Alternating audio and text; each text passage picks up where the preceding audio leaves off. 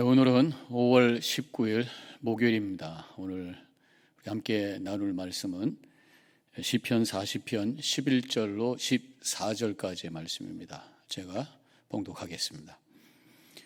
여호와여, 주의 긍휼을 내게서 거두지 마시고 주의 인자와 진리로 나를 항상 보호하소서. 수많은 재앙이 나를 둘러싸고 나의 죄악이 나를 덮침으로 우러러 볼 수도 없으며 죄가 나의 머리털보다 많으므로 내가 낙심하였음이니이다. 여호와여, 은총을 베푸사 나를 구원하소서. 여호와여, 속히 나를 도우소서. 내 생명을 찾아 멸하려 하는 자는 다 수치와 낭패를 당하게 하시며 나의 해를 기뻐하는 자는 다 물러가 욕을 당하게 하소서. 기도하겠습니다. 하나님 감사합니다. 오늘도 우리에게 주신 귀한 말씀, 이 시편의 말씀, 다윗의 믿음의 고백을 통해 하나님의 뜻을 깨닫게 해주시고 결단하며 우리의 삶이 새로워질 수 있는 이 시간이 되게 하여 주시옵소서. 예수님의 이름으로 기도합니다. 아멘. 이 시편 40편은 다윗의 시입니다. 하나님께서 베푸신 그 은혜에 대한 고백이면서, 구원의 은혜에 대한 고백이면서 또 앞으로 하나님의 구원의 은혜를 구하는 내용이라고 할 수가 있습니다. 신앙의 목표라고 굳이 말한다면 구원이라고 말할 수가 있죠. 근데 구원이라는 말을 우리가 어떻게 다르게 표현할 수 있을까? 죽음에서 건짐을 받는다, 그렇게 말씀할 수 있습니다. 오늘 그 말씀 2절에 이렇게 표현이 나옵니다. 나를 기가 막힐 웅덩이와 수렁에서 끌어올리시고 내 발을 반석 위에 두사 내 걸음을 견고하게 하셨도다. 기가 막힐 웅덩이와 수렁에서 끌어올리시는 그런 하나님의 은혜, 바로 이것도 구원의 한 차원이라고 할 수 있습니다. 우리가 구원 그러면 죽음을 뛰어넘는 영생의 은혜를 우리가 고백하게 되는데, 우리 삶의 여정 속에서도 이렇게 기가 막힌 상황 속에서 하나님께서 우리를 건져주시고 그것을 이기게 하시고요, 그래서 우리의 삶에 평안을 주시는 것, 이 또한 하나님의 구원의 은혜인 줄로 믿습니다. 지금 다윗은 이러한 하나님의 구원의 은혜를 고백하면서 감사하고 있어요. 우리가 삶의 여정 속에서 순간순간마다 우리 현재의 시간을 걸어가고 있습니다. 이 현재라고 하는 것은 과거와 미래의 중간이죠. 항상 우리는 과거를 생각하게 되고 또 미래를 바라보게 되는 것입니다. 우리 성도들도 항상 과거를 한번 되돌아보는 시간을 간간히 가져야 되겠죠. 먼저 과거에 하나님 앞에 우리가 잘못했던 그런 모습을 회개하는 시간을 가져야 되죠. 사실 그보다 먼저 과거에 하나님께서 우리에게 베푸신 하나님의 은혜를 깨닫고 감사하는 것, 꼭 우리에게 필요한 것입니다. 바로 지금 이 다윗이 그런 고백을 하고 있는 것입니다. 과거의 그 고난과 어려움 속에서, 기가 막힌 그러한 상황 속에서, 기가 막힌 그 웅덩이 속에서 건져주신 그런 하나님의 은혜를 지금 고백하며 감사하고 있는 것이 지금 이 시편 40편의 고백인 것입니다. 우리가 과거를 보면은 여러 가지 삶의 어려움 속에 있었을 때가 기억이 날 것입니다. 어떤 때는 하나님께서 그 어려움을 풀어주신 적이 있어요. 그렇지만 어떤 때는 그 문제가 별로 풀어진 것 같지 않습니다. 근데 지나고 보면 그 문제 자체는 해결된 것 같지 않고 그냥 넘어간 것 같아요. 그런데 그러한 문제를 통해서 우리가 씨름하면서 우리 인격이 성장하게 되고 우리 영성이 깊어지게 되고 더 주님을 붙들고 십자가 붙들면서 이것을 이겨냈던 그러한 우리의 믿음의 고백을 우리가 기억할 수가 있습니다. 오늘 5절에서 또 이렇게 고백을 합니다. 여호와 나의 하나님이여, 주께서 행하신 기적이 많고 우리를 향하신 주의 생각도 많아 누구도 주와 견줄 수가, 이렇게 쭉 나가고 있습니다. 여기서 보면은 이 기적이라는 단어가 나와요. 어려움 속에서 하나님께서 기적같이 그 문제를 풀어주셨던 그 은혜가 있었다고 하는 거죠. 그런데 그 어려움 속에서 그런, 여기서 주의 생각이라는 단어가 나오죠. 주님의 생각, 주님의 뜻을 또한 깨닫게 되면서 하나님 앞에 더 가까이 가는, 고난의 뜻을 깨닫고 또 결단하며 성숙해졌던 그러한 은혜를 우리가 고백할 수가 있습니다. 어떻든 하나님께서 우리가 고난이 왔을 때 그 문제를 그대로 응답해 주시고 풀어 주시던 그 문제가 풀어지지 않았던 간에 이 모양 저 모양으로 우리에게 은혜 주셨던 그러한 과거의 기억, 절대로 잊지 말고 그것을 고백하면서 감사하는 삶을 살아야 될 줄로 믿습니다. 우리는 동시에 과거를 생각하면서 감사하는 것과 동시에 미래를 바라봐야 되겠죠. 미래를 향한 믿음의 여정, 바로 그것이 믿음입니다. 믿음이라고 하는 것은 하나님의 약속을 붙들고 그 약속을 가지고 미래를 소망하면서 확신 가운데 모든 것을 이겨내면서 살아가는 과정이라고 할 수가 있습니다. 성경은 많은 약속으로 가득 차 있어요. 그래서 우리가 소망으로 충만해야 돼. 과거의 은혜에 대한 감사, 또 미래에 대한 확신과 소망, 이것이 어떤 신앙의 여정 속에 우리 속에 가득 채워져 있어야 될 줄로 믿습니다. 하나님께서 우리에게 주신 최고의 약속이 무엇입니까? 바로 그것이 영생의 약속, 궁극적인 구원의 약속, 천국의 약속, 이것이 우리가 바라보는 미래에 대한 약속입니다. 영혼에 대한 약속이에요. 저는 가끔씩 묵상 기도를 합니다. 통성 기도할 때도 있지만 묵상 기도할 때가 있어요. 깊이 묵상 기도합니다. 소리를 내지 아니하고 깊은 숨을 쉬면서 눈을 감은 상태에서 멀리 바라보면서 주님을 찾아요. 그때 어느 순간에 깜깜한 그런 눈 감고 있는 상황 속에서 뭔가 밝은 빛이 비춰주는 것 같으며 그 속으로 쑥 빨려 들어간 느낌이 듭니다. 전 그때마다 죽음의 순간이 이런 것이 아닐까. 손가락 하나 움직일 수 없고 말 한마디 할 수 없는 그런 상황 속에 그저 우리가 주님만을 갈망하며 나갈 때에 빛으로 내가 그 빛 속으로 빨려 들어가면서 천국으로 들어가는 어떤 그 순간이 아닐까, 그런 생각을 하면서 감격의 눈물을 흘릴 때도 있어요. 이렇게 우리는 소망 가운데 약속을 붙들고 미래를 향해 걸어가는 삶을 살아가는 것입니다. 미래의 이러한 소망을 가지고 걸어가면서 동시에 미래를 바라보면서 우리가 결단하는, 또 하나님을 향해 약속하는 그런 믿음의 고백이 있게 됩니다. 하나님의 약속을 붙들고 나가면서 동시에 하나님 앞에 내가 결단하면서 약속하는 그런 믿음의 여정이 있는 것이죠.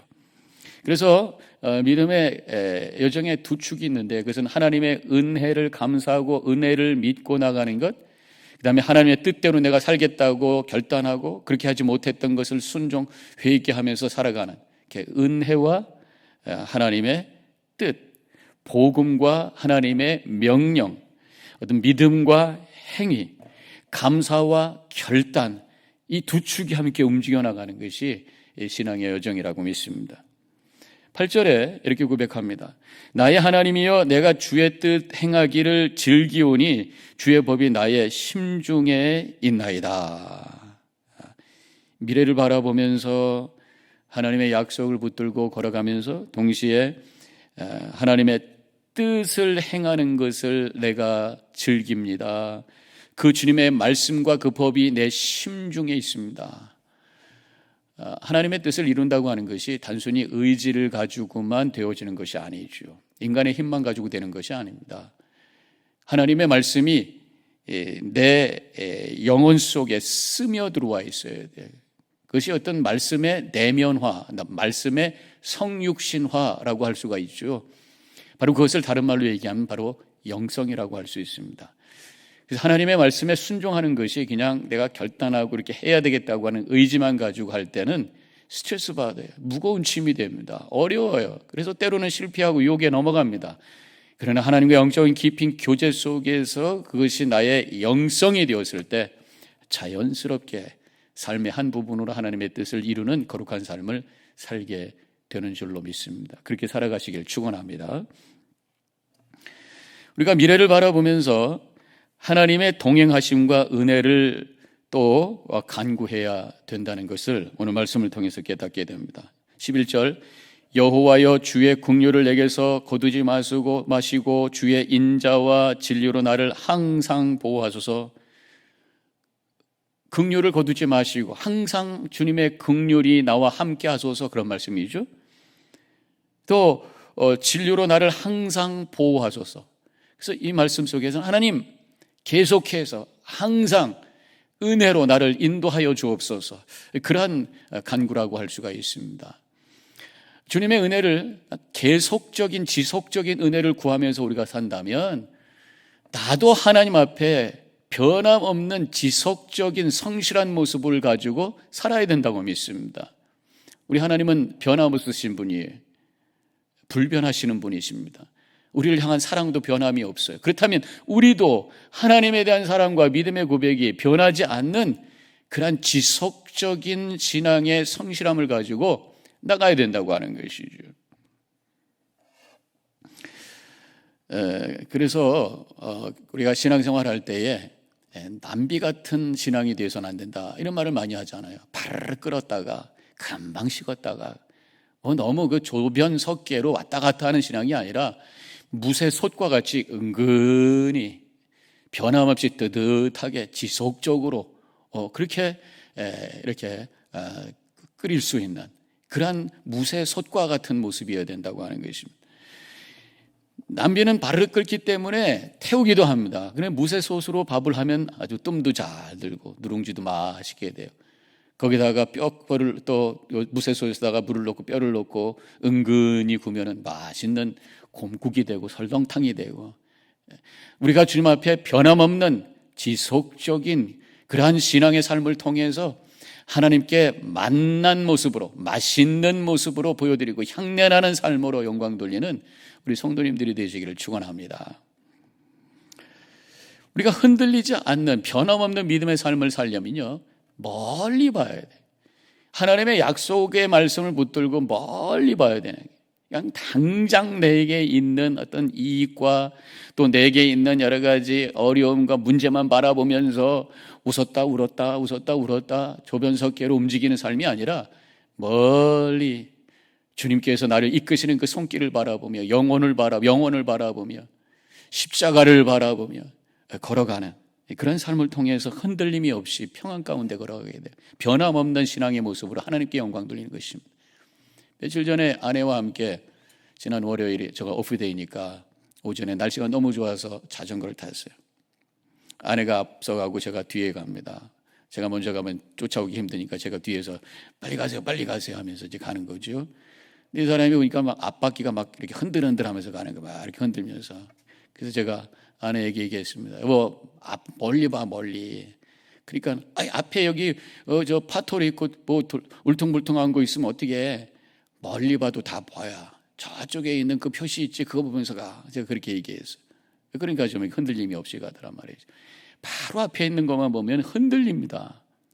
오히려 더 실수할 수 있어요. 멀리 바라볼 때에 안정감 있게 우리의 신앙의 그 두 축을, 자전거 두 바퀴처럼 두 축을 굴려가면서 걸어갈 수가 있다고 하는 것입니다.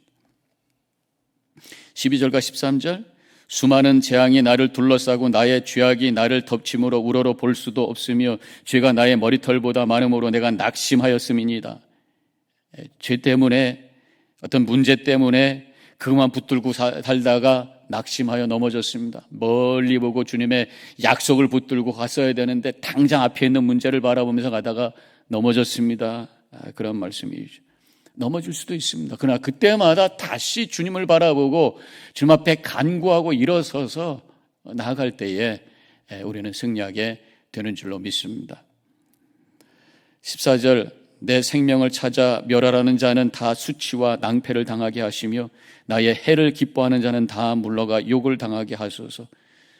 우리의 인생의 여정 속에서, 믿음의 여정 속에서 우리를 흔들고 우리를 넘어뜨리게 하고 힘들게 하는 것은 사실은 사람하고 관계 속에서 우리가 너무나도 낙심하게 되고 마음을 상하게 되고 힘들어할 때가 많은 것을 보게 됩니다. 사람에게 시달리지 않아야 흔들림이 없는 그런 믿음의 삶을 살 수가 있습니다. 사람들이 어떤 나에게 힘들게 할 때에 자꾸만 그 문제를 내가 스스로 해결하려고 하고 그 오해를 풀려고 하고 그래서 그 문제를 막 쫓아다닐 때 오히려 그 문제가 더 커지는 것을 경험하게 돼요. 대부분 인간관계에서 생겨지는 여러 가지 문제들, 또 내가 마음 아파하는 문제들이 보면은 그렇게 큰 문제들은 아니에요. 나는 큰 문제라고 생각해도요, 다른 사람들은 그 문제에 대해서 별로 신경 쓰지 않아요. 나는 이것이 굉장히 수치스러운 것 같고 굉장히 다른 사람들에게 부끄러운 것 같아도 다른 사람 보기에는 별로 그렇게 큰 문제가 아니에요. 그런데 내가 거기에 반응을 막 심하게 하게 되면 오히려 그것이 큰 문제로 더 드러나도록 만드는 결과를 가져온다고 하는 것을 알 수가 있습니다. 때로는 상처받고 마음이 힘들 때에 오히려 하나님께 문제를 가져가는 거예요. 지금 이 다윗과 같이, 이 시편 기자와 같이 하나님께 가져가서 그 억울함을 주님 앞에 토로하고 탄식하며 기도할 때에 오히려 내 마음에 있는 아픔이 사라지게 되고 지혜가 생기고 기다릴 수 있는 마음이 생기게 되면서 오히려 그 기다림을 통해서 그 문제를 풀어갈 수 있는 그러한 길이 보여지게 된다고 하는 것입니다. 그때 흔들림이 없는 믿음의 삶을 살게 되는 것입니다. 자, 우리 성도들은 과거의 하나님의 은혜를 감사하고 미래의 약속을 붙들고 그 약속을 향해 걸어감으로 흔들림이 없는 믿음의 삶을 살아야 될 줄로 믿습니다. 오늘 하루도 주님만을 바라보시면서 주님의 주시는 평강 가운데 승리하는 복된 하루가 되시기를 주님의 이름으로 간절히 축원합니다. 기도하십시다. 하나님, 과거를 되돌아보며 주님께서 우리를 이끄시고 기가 막힐 웅덩이에서 건져주신 주님의 은혜를 감사하며 찬양하며 감격 속에 걸어가는 저희들 되기를 원합니다. 미래를 바라보면서도 하나님께서 우리에게 베푸실 그 은혜, 약속의 말씀을 붙들고 걸어가게 하옵시고 주님의 뜻 안에 살기로 결단하며 걸어가게 하시며 멀리 주님의 약속을 바라보면서 흔들림이 없이 걸어가므로 나를 흔드는 여러 가지 삶의 문제와 인간관계를 초월하여 하나님께서 베풀어 주시는 평강과 은혜 가운데 살아갈 수 있는 우리의 삶이 될 수 있도록 주님 축복하여 주시옵소서. 오늘도 승리의 삶을 살아갈 줄 믿고 감사하며 예수님의 이름으로 간절히 기도하옵나이다. 아멘.